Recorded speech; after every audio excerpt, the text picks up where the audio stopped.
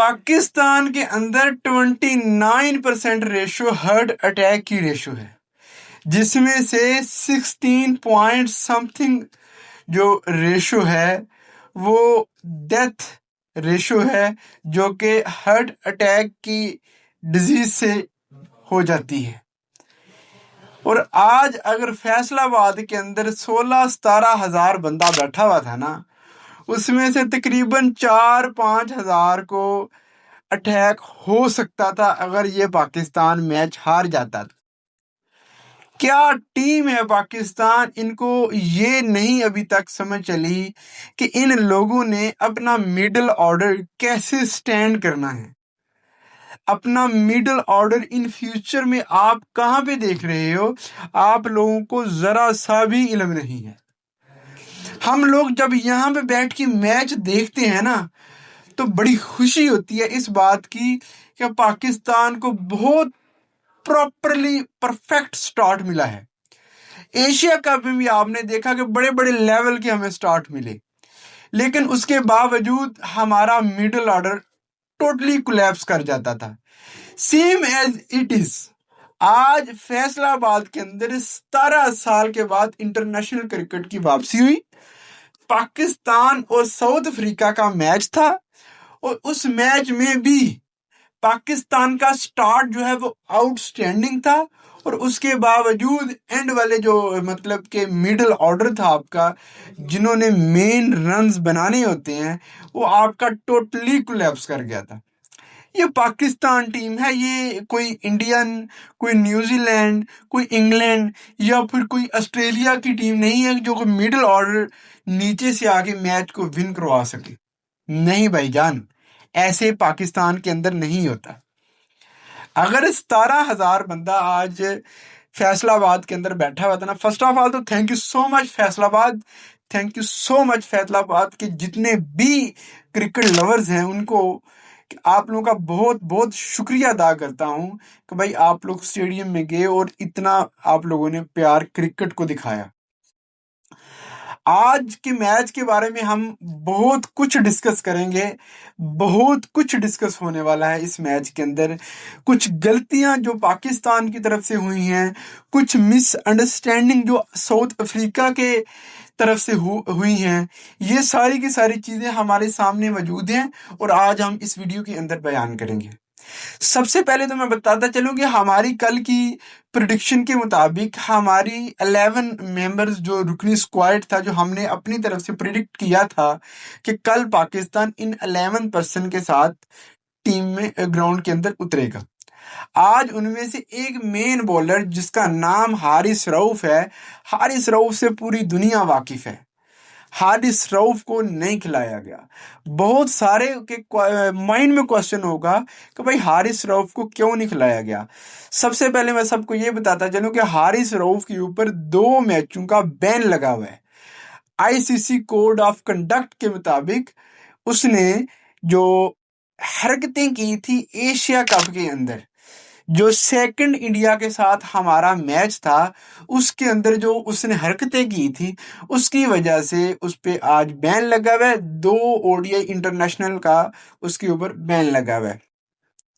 सबसे उसके बाद आते हैं पाकिस्तान बैटिंग लाइनअप की तरफ, और उससे पहले हम आते हैं पाकिस्तान की बॉलिंग लाइनअप की तरफ, क्योंकि ऑब्वियसली बात है सबसे पहले साउथ अफ्रीका ने खेला है, तो आज हम उन पे डिस्कस कर लेते हैं।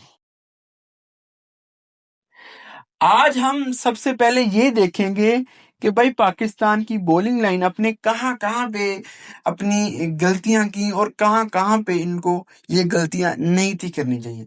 सबसे पहले तो साउथ अफ्रीका का जो स्कोर बोर्ड है उसको मैं थोड़ा सा आप लोगों के सामने रख देता हूं। 16 बॉल्स पे 57 प्रीट्रियस ने मारा। Quinton de Kock absolutely well, जो उसकी लास्ट T20 की सीरीज है वो बहुत ही गंदी गुजरी है। उसने बहुत लेवल का ओडीआई के अंदर कम बैक किया। 71 बॉल्स के अंदर 63 रन की इनिंग्स खेली है। टोनी दी जोरजोई 20 बॉल्स के ऊपर 18 रन इसने दिए अपनी टीम को, और ब्रेट टसल्कर जो कि 54 बॉल्स के अंदर 42 रन की वो इनिंग खेल के गया। उसके बाद थोड़ा थोड़ा आता है एंड पे आगे बोस ने बहुत अच्छा मारा। बोस ने 41 रन की इनिंग्स खेल के गया वो बंदा 14 बॉल के ऊपर। 40 सॉरी 40 नॉट अ 40। उसके बाद बात करते हैं हम पाकिस्तान की बॉलिंग लाइनअप की। शाहीन शाह अफरीदी जो कि जिनका आज ओडीआई की हिस्ट्री के अंदर, आज ओडीआई एज ए ओडीआई के अंदर कैप्टन के मैच था, उनका डेब्यू मैच था एज ए कैप्टन। उसकी बात करते हैं, 10 ओवर करवाए, 55 उन्होंने स्कोर दिया और उन्होंने आखिरी बोश को बोल्ड किया, एक आउट उन्होंने किया। Naseem Shah absolutely well. पाकिस्तान को इस जैसा बॉलर, इसको मेहनत करनी चाहिए। 9.1 ओवर इसने करवाया, 40 रन इसने खाए और इसने 3 विकेटें आज हासिल की हैं। अबरार अहमद की हैट्रिक होती होती रह गई है। 9 ओवर करवाए, 1 ओवर उसमें से मीडियम है, 53 रन दिए हैं और 2 आउट वो दे के गया। मोहम्मद नवाज 1, साइम अयूब 2, 39 स्कोर खाया साइम अयूब ने। उसके बाद सारी चीजें छोड़ो, इनमें उन्होंने कोई मिस्टेक नहीं की। आगे चलते हैं, मिस्टेकें हुई हैं लेकिन वो बयान करने वाली नहीं है। सबसे पहले हम लोग आगे चलते हैं आज पाकिस्तान की बैटिंग लाइनअप की तरफ।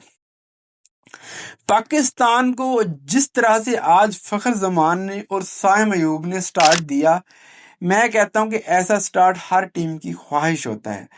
आज बात करेंगे 57 बॉल्स के ऊपर 45 रन की इनिंग्स खेल के गया फखर जमान। साइम अयूब 42 बॉल्स के ऊपर 39 रन की इनिंग खेल के गया। मैं यहाँ पे इन दोनों प्लेयर्स का थोड़ा सा कंपैरिजन करना चाहूंगा, उसके बाद मैं नेक्स्ट मूव ऑन करूंगा कि भाई साइम अयूब ये कोई T20 का मैच नहीं है। आप इस ओडीआई के मैच को भी T20 का मैच समझ के आप उसको खेल रहे हो। आप कभी इधर को पुल ऑफ शॉट मार रहे हो, कभी आगे निकल निकल के शॉट मार रहे हो। भाई ये आपकी T20 की शॉट्स हैं। हर गेम का एक अलग सिनेरियो होता है, हर गेम का एक अलग रिदम होता है। यहाँ भी ओडीआई मैच है, थोड़ा सा स्टॉप एंड स्लोली खेलना चाहिए आपको। उसके बाद टेस्ट आ जाता है, टेस्ट के अंदर तो ऑब्वियसली आपको पता है कि आपने अपनी विकेट नहीं देनी, बाकी आपके ऊपर चाहे पहाड़ गिर जाए। इसके बाद T20 जिसमें आप नाकस कारकर्दगी अभी तक लास्ट 10 to 12 मैचेस के अंदर आप अपनी परफॉर्मेंस जो है बिलो द बेल्ट दिखा रहे हो, उस ये वो वाली शॉटें हैं जो आपको T20 में दिखानी चाहिए और आप ये आज आगे ओडीआई के अंदर दिखा रहे हैं। अपने शॉट्स को, अपने मूव ऑन जो रिदम है आपका, आप कभी इस तरफ को कट करके निकालते हो।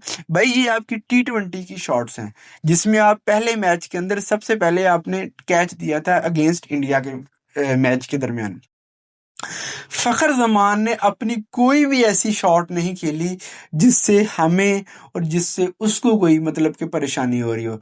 प्रॉपर वे में उसने लेग की शॉटें लगाई हैं। उसको पता है कि मेरी एक लेग की जो शॉट है ना, वो एक दफा चली जाए वो वापस शॉट नहीं आएगी, वो यहाँ छक्का होगा या फिर किसी को चीर फाड़ के आगे निकल के चौका हो जाएगा। तो जो जिस बॉल पे वो आउट हुआ वो बहुत ही उसका गंदा शॉट था। थोड़ी सी आगे होगी, पहले वो रुका है, आपने अगर पूरा स्लो मोशन में उसको देखा होगा, थोड़ा सा वो रुका है, लेकिन उसने बाद में वो शॉट को हिट किया। लेकिन वो शॉट हिट करने वाली नहीं थी। अगर वो रुक गया हुआ था, अपने माइंड में उसने बना लिया था कि भाई मैंने रुकना है, तो उसको यहाँ तो फिर उसको स्टॉप कर देता, या फिर उसको इस तरह से रुकता ना, और अगर रुका था तो फिर उसको स्टॉप कर देता। द वन डाउन आते हैं, द किंग बाबर आजम, पाकिस्तान का सबसे बड़ा सबसे बड़ा बाबर आजम। ये उनके फैंस के लिए इशारा मेरे लिए काफी है। मैं उनका खुद पर्सनली बहुत बड़ा फैन हूं, लेकिन एज ए जर्नलिस्ट मैं यहाँ पे वो बात करूंगा जो हक की और सच की बात है। बाबर आजम ने इतनी गंदी शॉट खेली। आप बाबर आजम जो है वो बॉल का वेट कर रहा है। आप यहाँ पे देखें कि बाबर आजम ऐसे बैट लेके खड़ा है, तो बॉल तो ऑब्वियसली बात है नीचे बैठेगी और वो आगे पैड में बजेगी। आप उसको देखो, बॉल की तरफ देखो, जब बॉल पैड को बज गया तब आप बल्ला घुमा रहे हो। भाई ये कौन सा शॉट है, हमें भी बता दो। अगर आपके किसी और कंट्री का किंग है वो ऐसे शॉट लगाता है तो भाई हमें भी निकाल के बताओ कि ये देखो इस तरह से शॉट लगा रहे हैं। मुझे नहीं समझ आता कि आप लोग इतने एक्सपीरियंस होने के बावजूद इतनी गंदी शॉटें। यकीन करो मुझे ठूकने को दिल नहीं करता ऐसे शॉट के ऊपर। अस्तगफिरुल्लाह, मैं ऐसे शॉट को मैं खुद जब क्रिकेट खेलूं तो मैं तो बहुत बड़ा टुल्ला हूँ, अपनी जो टेप बॉल जो थोड़ी बहुत खेलते हैं, लेकिन उसके अंदर भी मैं ऐसी शॉट कभी ना खेलूं कि मुझे पता है कि बॉल आ रही है, मैं उसका वेट करूं। और भाई वेट करना क्या मकसद है उस बॉल का वेट करने का। मूव ऑन करते हैं आगे। मोहम्मद रिजवान 74 बॉल्स के अंदर 55 रन की इनिंग्स खेल के गए।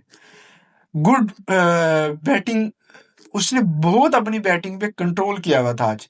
उसको पता था कि अगर मेरी विकेट यहाँ पे गिरी, कैप्टन से तो मुझे ऑलरेडी हटा दिया हुआ है, मेरे ऊपर मैच अगर हार गई ये मैच, मेरे ऊपर इन्होंने इतना क्रिटिसाइज करना कि आप लोगों की कोई सोच नहीं है। Same as it is Salman लियाका की तरफ आते हैं। 62 रन की इनिंग खेल के गया 71 बॉल्स के अंदर। आप देखो कि आगा ऐसी ऐसी स्वीप मार रहा था कि मेरा दिल धक धक कर रहा था कि भाई अगर इसने भाई स्वीप मार रहे हो, उसको कोई नीचे की तरफ स्वीप मारो ना, पता चले यहाँ उसको चौका जा रहा है, आप ऊपर से स्वीप मारो, उस तरह की स्वीप का कोई फायदा नहीं है। आप अच्छे बैटर हो, आपका अपने बैट के ऊपर कंट्रोल होना चाहिए।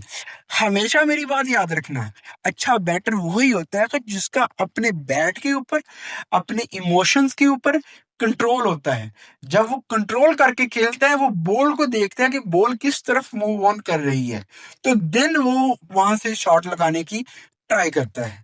गंदी शॉटें स्वीप लगा रहा था सलमान अलिया का। नेक्स्ट मूव ऑन करते हैं Hussain Talat. Again failure. 25 ball के अंदर 22 रन उसने दिए हैं, और उसने इस बॉल ऐसे शॉट पे आउट हुआ है कि एक हाथ से वो शॉट लगा रहा है और सीधी ऐसे टिप कर रहा है।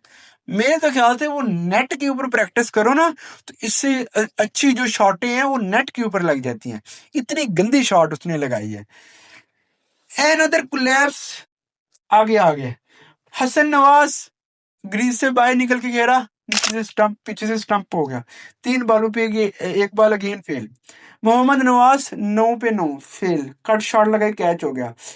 शाहीन शाह अफरीदी रह गया और उसके बाद नसीम शाह रह गया। 4 पे 4 शाहीन शाह अफरीदी ने रहा। खैर पाकिस्तान 2 विकेटों से मैच तो जीत गया, लेकिन एक चीज मैं आप लोगों को बताता हूँ। यहाँ पे मैंने थोड़ा सा कंपैरिजन किया कि पाकिस्तान साउथ अफ्रीका के जिस टाइम 228 रन, 228 रन पे उनके 8 आउट थे, और उन्होंने 263 का 263 का टारगेट दिया। आप यहां से आइडिया लगाएं कि उनकी सेकंड लास्ट जो विकेट है वो 35 स्कोर की पार्टनरशिप लगा के जा रही है। और same as it is Pakistan की तरफ आ जाओ, 241 के ऊपर इनके 4 आउट थे और 263 के ऊपर इनके 8 आउट थे। 22 रन की इनकी जो पार्टनरशिप है आखिरी 5 बंदों ने खेली है। आप इससे कंपैरिजन लगाओ कि भाई ये कितना का मतलब कि आप लोगों का मिडिल ऑर्डर स्ट्रांग होगा। इन फ्यूचर आप कहाँ पे देखते हो?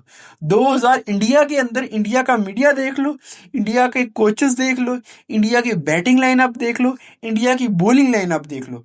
किसी भी कंट्री के पास आप चले जाओ, मैं इंडिया की स्पेशली बात नहीं कर रहा, किसी भी कंट्री के पास चले जाओ, वो स्पेशली 2027 का वो प्रॉपर वर्ल्ड कप की प्रिपरेशन कर रहे हैं।